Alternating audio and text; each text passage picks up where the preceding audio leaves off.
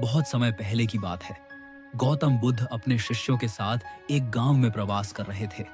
गांव के लोग उन्हें आदर देते, उनके प्रवचनों से सीखते और कुछ समय के लिए दुनिया के शोरगुल से दूर होकर आत्मचिंतन करते। लेकिन एक व्यक्ति ऐसा था जिसे बुद्ध का वहां आना बिल्कुल पसंद नहीं था।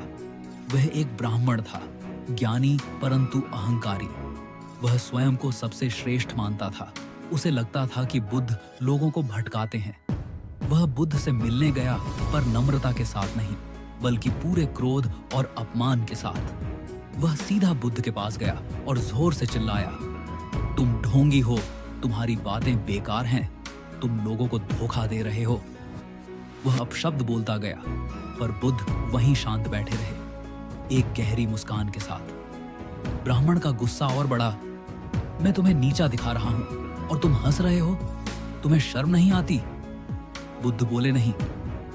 वह बस देखते रहे, जैसे एक गहरा तालाब तूफान को भी समाहित कर ले। जब ब्राह्मण थक गया तो वह चिल्लाना बंद कर बैठ गया। बुद्ध ने तब बहुत शांत स्वर में पूछा, ब्राह्मण, अगर कोई व्यक्ति तुम्हें कोई उपहार दे और तुम उसे स्वीकार न करो तो वह उपहार किसके पास रह जाता है? ब्राह्मण चौंका।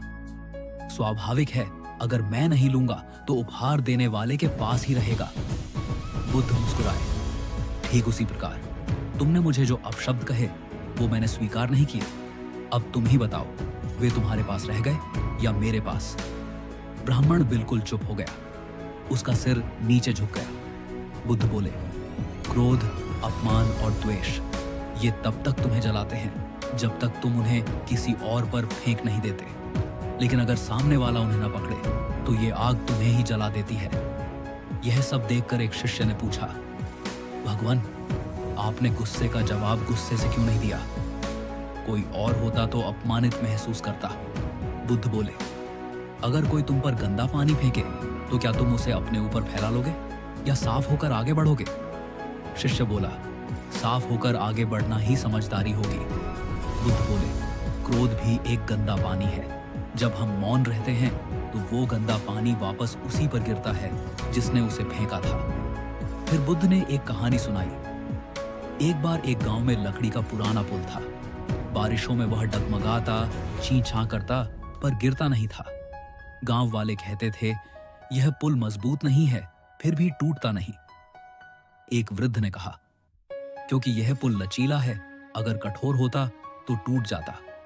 बुद्ध बोले, ठीक वैसे ही अगर हमारा मन कठोर हो, अहंकार, क्रोध, द्वेष से, तो जीवन की बारिशों में वह टूट जाता है। लेकिन अगर हम लचीले रहें, प्रेम, करुणा, मौन से, तो हम कभी नहीं टूटते। उस दिन के बाद वह ब्राह्मण बदल गया। उसने फिर कभी अपशब्द नहीं कहे, बल्कि बुद्ध का अनुयायी बन गया। उसने शांति पाई, बाहर नहीं बल्कि अपने भीतर। जो अपमान को स्वीकार न करे वह अपमानित नहीं होता। क्रोध का उत्तर क्रोध नहीं, मौन और समझदारी है। मन में करुणा हो तो गालियां भी फूल बन जाती हैं। बाहर के तूफान तब तक हमें नहीं हिला सकते जब तक अंदर शांति हो।